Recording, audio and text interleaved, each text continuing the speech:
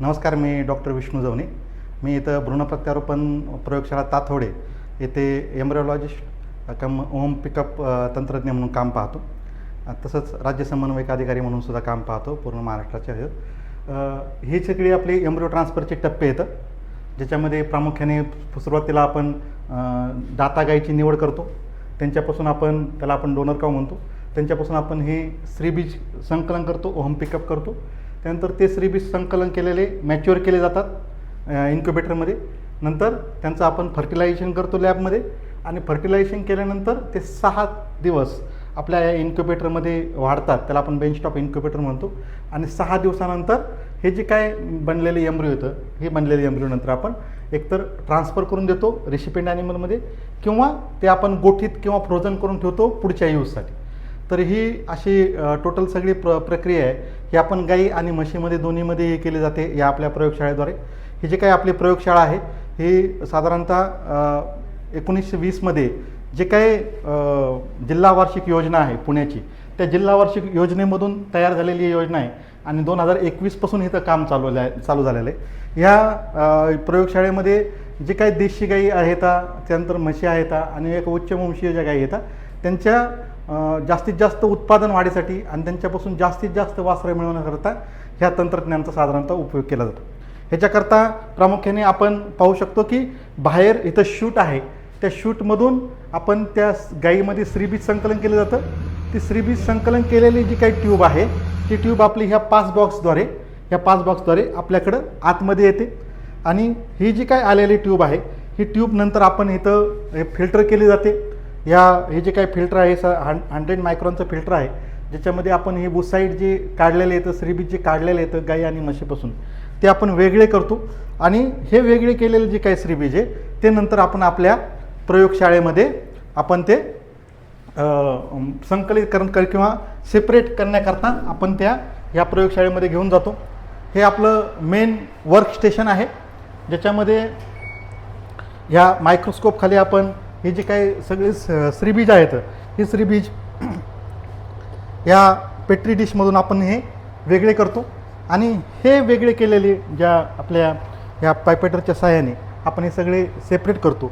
ही जी काही सेपरेट केलेले श्रीबीज असतात ते वॉश करून ही जी काही 4 व्हील डिश आहे त्या 4 व्हील डिशमध्ये हे सगळे टाकतो.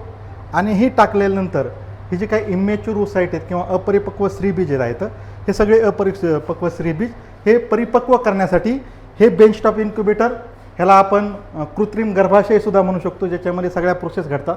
ह्या बेंचटॉप इन्क्युबेटरमध्ये आपण हे मॅच्युअर करण्याकरता हे सगळे श्रीबीज ठेवतो. हे श्रीबीज ठेवल्यानंतर साधारणतः 20 ते 22 तास लागतात त्याला मॅच्युअर व्हायला. मॅच्युअर झाल्यानंतर आपण हे परत सगळे श्रीबीज काढतो, आपण आपल्या मायक्रोस्कोप खाली पाहतो आणि त्याच्यामध्ये योग्य त्या वळूची निवड करून ते जे काही शुक्राणू येतं, ते जे काही वीर्य आहे, ते वीर्य ह्या पेट्री डिशमध्ये टाकलं जातं. ते टाकल्यानंतर साधारणतः 2 दिवसानंतर त्याची प्रोसेस सुरू होते. एका सेलचे 2 सेल, 2चे 4 सेल, 4चे 8 सेल, अशी नंतर मोरुला स्टेज, नंतर ब्लास्टोसिस्ट स्टेज, अशी स्टेजेस तयार होतात. आणि 7व्या दिवशी एक्सपांडेड ब्लास्टोसिस्ट, म्हणजे जो प्रकारचा एम्ब्रिओ आपण गाईमध्ये ट्रान्सफर करू शकतो, ही स्टेज आपल्याला 7व्या दिवशी येते. त्यानंतर 7व्या दिवशी हे जे काही एम्ब्रिओ किंवा भ्रूण म्हणतो आपण त्याला, ते एम्ब्रिओ आपण एका स्ट्रॉमध्ये फीड करतो. आणि हे स्ट्रॉमधले एम्ब्रिओ आपण ज्या गाईमध्ये किंवा ज्या म्हशीमध्ये आपल्याला सोडायचे त्या म्हशीमध्ये घेऊन जाऊन मग ते पशुपालकाच्या दारात असेल किंवा आपल्या प्रक्षेत्रावरील गाई म्हशीमध्ये असेल त्याच्यामध्ये आपण ट्रान्सफर करतो. तर ही सगळी प्रोसेस करायला आपल्याला साधारणतः 9 दिवस लागतात, होम पिकअपपासून तर एम्ब्रिओ ट्रान्सफरपर्यंत. ठीक आहे. याच्यासाठी मादीची निवड कशी केली जाते? ज्या गाईचे आपण श्रीबीज काढायचे तर आपल्याला त्याला आपण दाता गाई किंवा डोनर गाई म्हणतो. तर ह्याच्यासाठी आपल्याला एकदम उच्च वंशीय जी काही गाई आहे किंवा म्हैस आहे, जी जास्तीत जास्त दूध उत्पादन देते, ज्याचा डिसीज रेजिस्टन्स चांगला आहे, ज्याचं एकूण वेतातील दूध चांगलं आहे आणि एका वेतात जास्तीत जास्त दूध देते, त्याचबरोबर ते लवकरात लवकर गाभण राहते. तर अशा पद्धतीच्या गाईची निवड किंवा ज्याचं फॅट चांगलं आहे, SNF चांगला आहे, अशा गाईचं किंवा म्हशीची आपण निवड करतो. आणि त्यांच्यापासून मग ते श्रीबीज काढतो, जेणेकरून शेतकऱ्यालासुद्धा अशाच गाईच्या वासरांची जास्तीत जास्त आवश्यकता असते.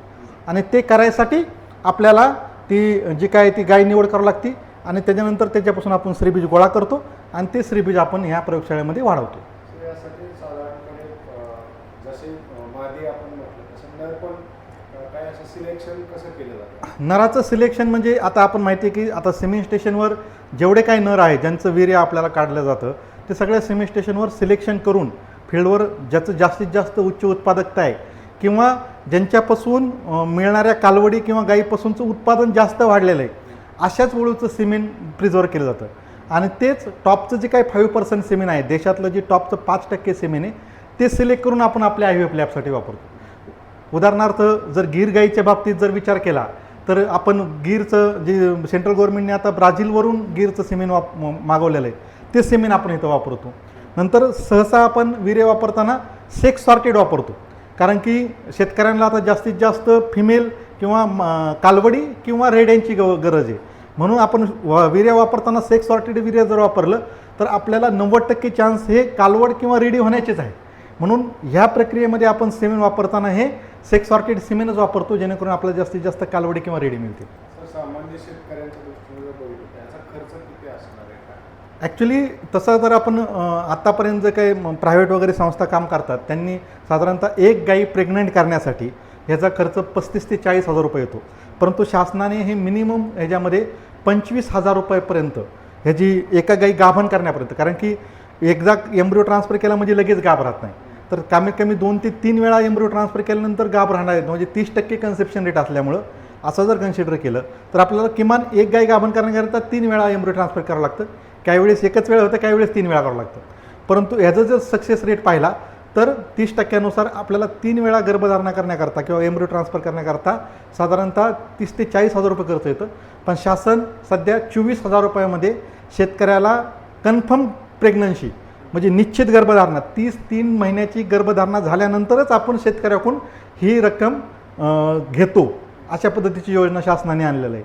आणि भविष्यात आता जे काही मुख्यमंत्री उद्योजकता योजना आहे त्याच्यामध्ये तर अशा योजनेसाठी म्हणजे अशा एम्ब्रिओ ट्रान्सफरसाठी 100% सबसिडी देण्याची तरतूद महाराष्ट्र शासनाने सध्या केलेली आहे. तर याच्यामध्ये शेतकऱ्यांचा कसा फायदा आहे किंवा आपण हे का करतो?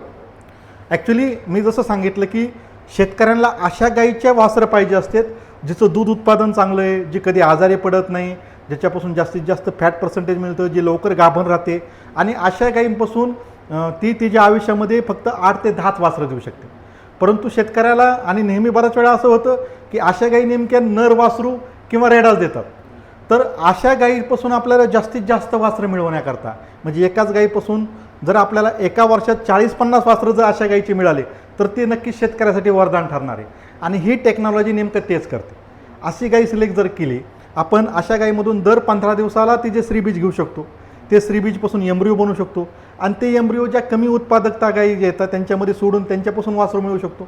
म्हणजे वासरं जरी दुसऱ्या गायीमधून मिळत असले तरी गुणधर्म हे सगळे ह्या उच्च उत्पादक गायीचेच असतात.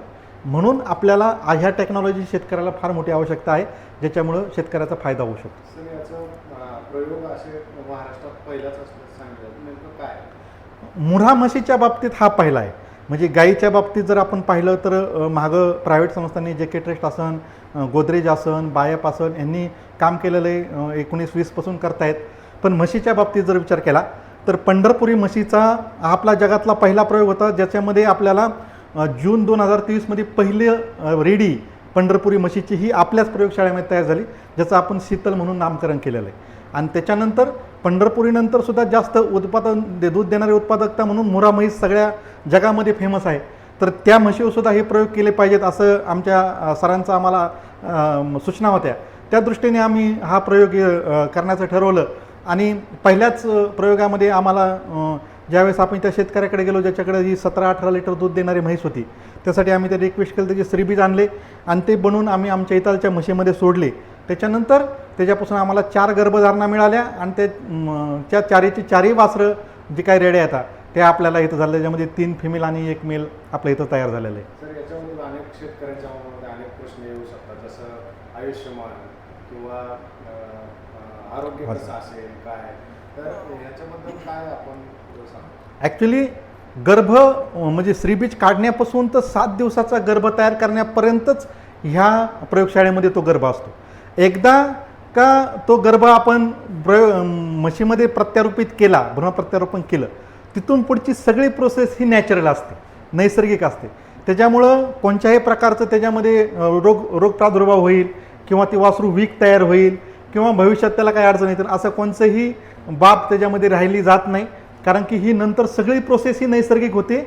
एम्ब्रिओ इम्प्लांटेशनपासून तर वासरू तयार होऊन सगळी नैसर्गिक प्रोसेस, सगळी वाढसुद्धा चांगल्या पद्धतीची आणि नैसर्गिकरित्याच होते. आयुष्यमान पण सेम जसं आपण नैसर्गिक असतं तेच, कृत्रिम परत काहीच येत नाही. 7 दिवसाचा गर्भ एकदा सोडला आणि त्या म्हशीने तो गर्भ पकडला किंवा गायीने, तर तिथून पुढची सगळी प्रोसेस ही नैसर्गिक असते.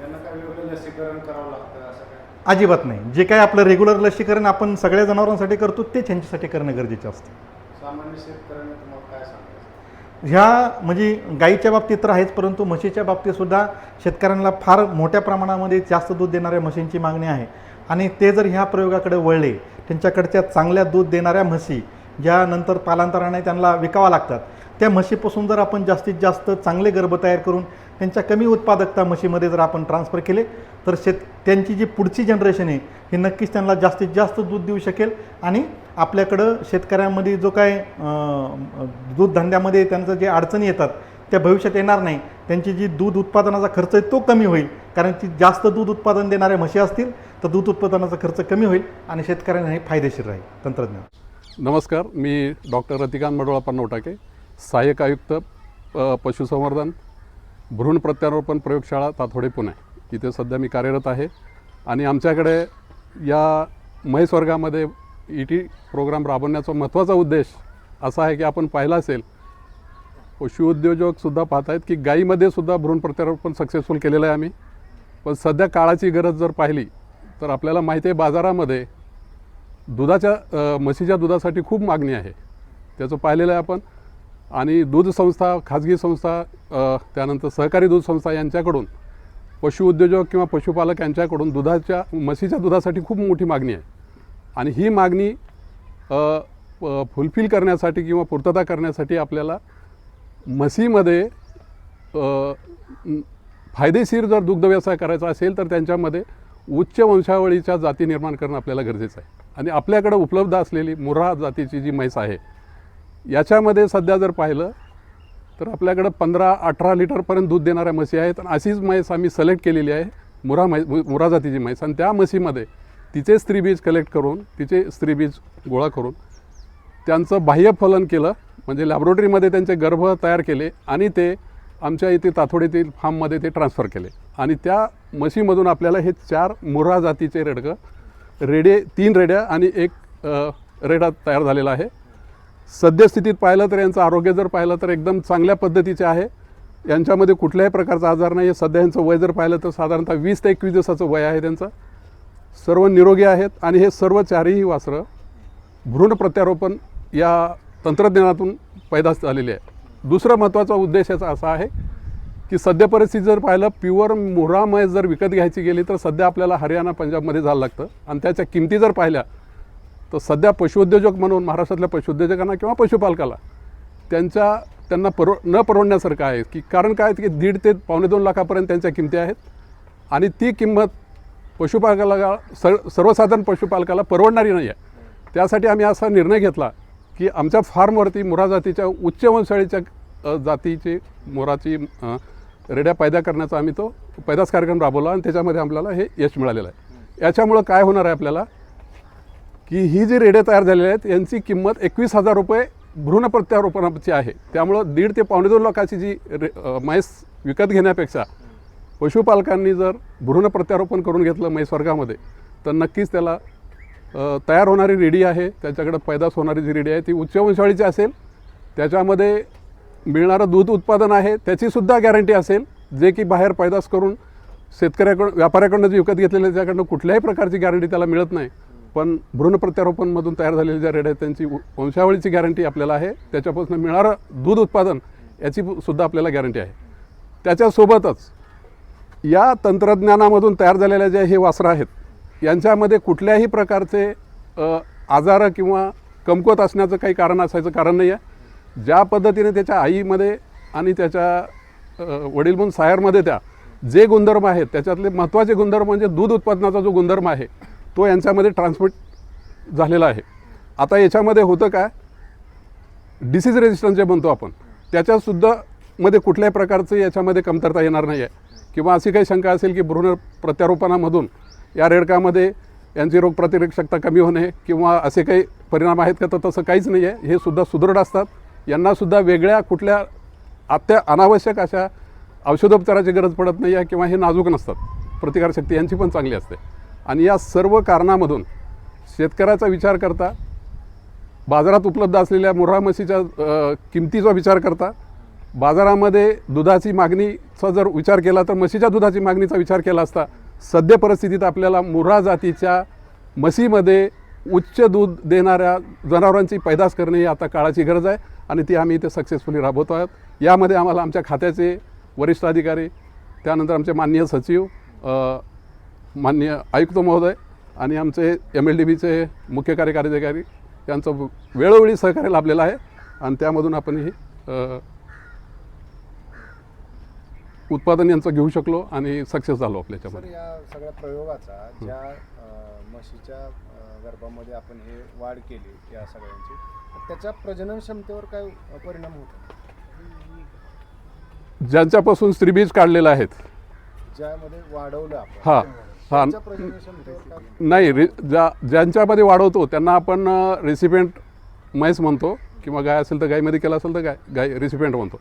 पण त्या रेसिपेंटमध्ये वाढ ज्यावेळी हे भ्रूण आपण ट्रान्सफर करतो तर त्यांच्या गर्भाशयामध्ये कुठल्याही प्रकारचे विकार येत नाही आहेत किंवा कुठल्याही प्रकारचे आजार येत नाहीत. त्याचं कारण असं आहे की भ्रूण ट्रान्सफर म्हणजे एम्ब्रिओ ट्रान्सफर करण्यापूर्वी डोनर म्हणून ज्याच्याकडनं स्त्रीबीज काढलेले असतात आणि ज्याच्यामध्ये ट्रान्सफर करणार आहेत त्या दोन्हीही जनावरांचे आपण रोगनिदान करून त्यांची तपासणी केलेली असते, त्यांचे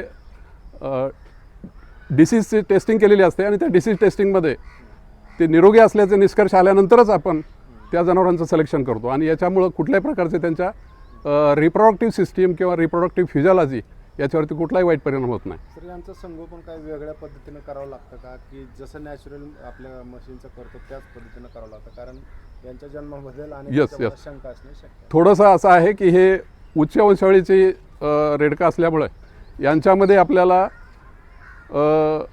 यांचे ग्रोथ रेट जो म्हणतो वाढीचा दर आहे ते बाकीच्या इतर रेडकापेक्षा जास्त असतो आणि त्यामुळं यांना जे लागणारं खाद्य आहे तर पहिल्या 2 ते 2.5 महिन्यामध्ये यांचा रवतीचं पोट तयार होईपर्यंत हे पूर्णपणे दुधावर अवलंबून असल्यामुळं यांना यांच्या वजनाच्या प्रमाणामध्ये वजनाच्या 10% प्रमाणे यांना जर मुबलक दूध मिळत गेलं तर हे 2 ते 2.5 महिन्यामध्ये यांची वाढ भरपूर होते आणि हे एक काळाची गरज आहे. दुसरी महत्त्वाची गोष्ट, यांना पहिल्या 1 ते 1.5 महिन्यामध्ये बऱ्यापैकी जे आजार येतात बॅक्टेरियल वगैरे तर ते येऊ नये म्हणून यांचं हायजीन मेंटेन करणं गरजेचं आहे, स्वच्छता यांच्यामध्ये मेंटेन करणं गरजेचं आहे आणि मुबलक प्रमाणामध्ये यांच्या बॉडीच्या वजनाच्या दरामध्ये यांना दूध पाजणं गरजेचं आहे जेणेकरून हे निरोगी राहतील.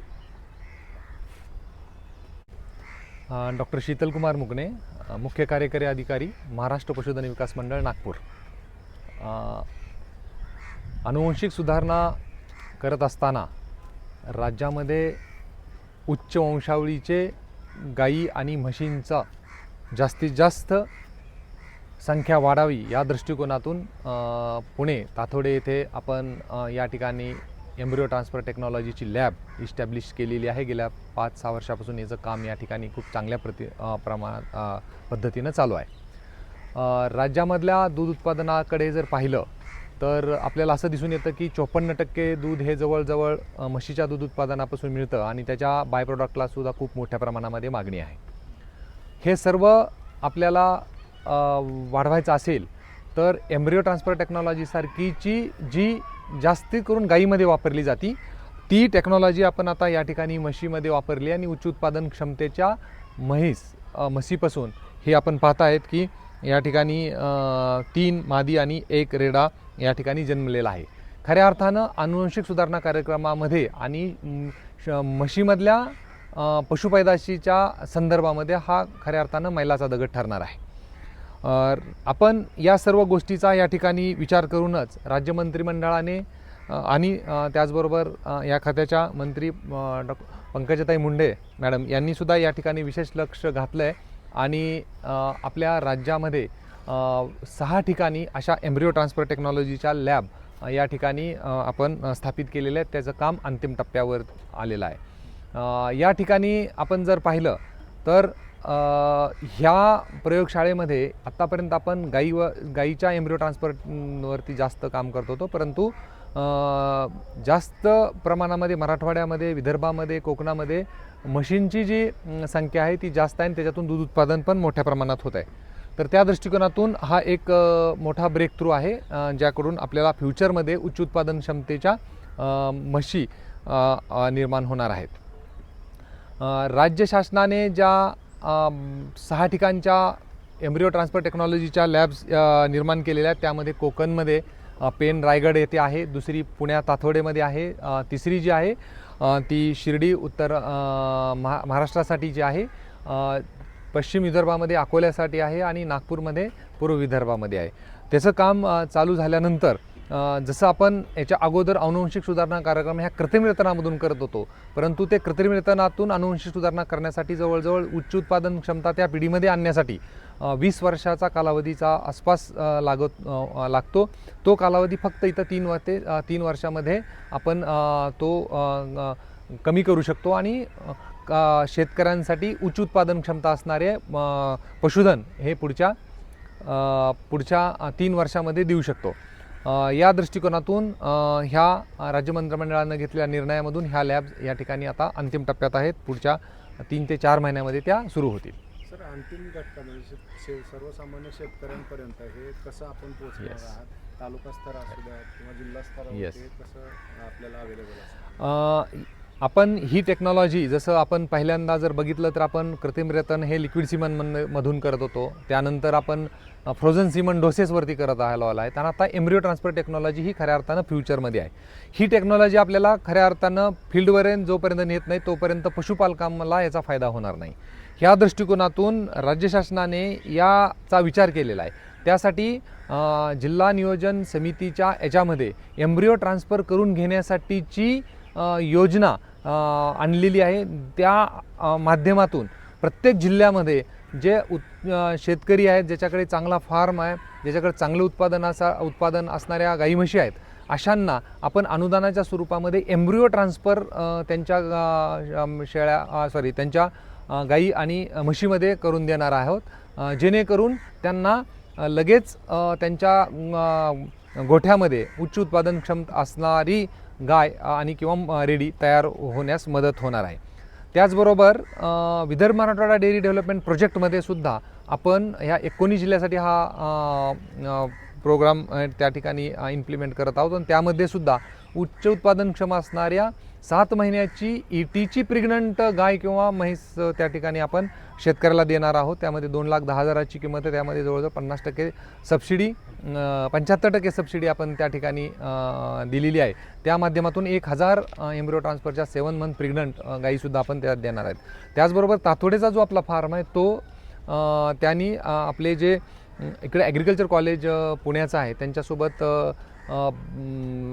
करार केलेला आहे आणि त्या करारानुसार आपण देशी गोवंश सुधारणा करण्यासाठीच्या पुणे आणि पुण्याच्या परिसरामधल्या गोपालकांच्या गोठ्यामध्ये जाऊन गर्भप्रत्यारोपण ET करणार आहोत. आणि त्याचबरोबर जिल्हा परिषद सातारा यांच्यासोबतसुद्धा आपण हा करार केलेला आहे आणि तिथं सातारा जिल्ह्यामध्ये सुद्धा इथल्या ET लॅबचे जे टेक्निशियन्स आहेत ते आपली गाडी घेऊन तिथे शेतकऱ्याच्या दारात जाऊन 3 महिन्याची प्रेग्नंट त्या ठिकाणी ETची गाय त्यांना प्रेग्नंट करून देणार आहोत. सर, शेतकऱ्यांना काय आव्हान? शेतकऱ्यांना माझं या ठिकाणी असं आव्हान आहे की आपण पाहताय हे जर तुम्ही बघितलं हे 15 दिवसाचे आसपासचे वासरं आहेत, आता रेडी आहेत आणि यामध्ये आता जर जनरली बघितलं तर हे जवळजवळ दुसरं म्हणेल की 2 ते 2.5 महिन्याची वासरं आहेत. म्हणजे एम्ब्रिओ ट्रान्सफर टेक्नॉलॉजीमुळं खूप उच्च उत्पादन क्षमता असणारी वंशावळ आपल्या दारात तयार होणार आहे. त्या दृष्टिकोनातून जिल्हा नियोजन समितीची जी आपली योजना आहे त्याचा फायदा घ्यावा. एम्ब्रिओ ट्रान्सफर टेक्नॉलॉजीच्या संदर्भामध्ये आपण जास्त आपल्या जिल्ह्यामध्ये आग्रही राहावं आणि या उच्च उत्पादनक्षम असणारी वासरं आपल्या गोठ्यामध्ये कशी तयार होतील या दृष्टिकोनातून या टेक्नॉलॉजीचा जास्तीत जास्त आपण फायदा घ्यावा, जेणेकरून आपल्या राज्याचं आणि देशाचं दूध उत्पादन वाढण्यास मदत होणार आहे.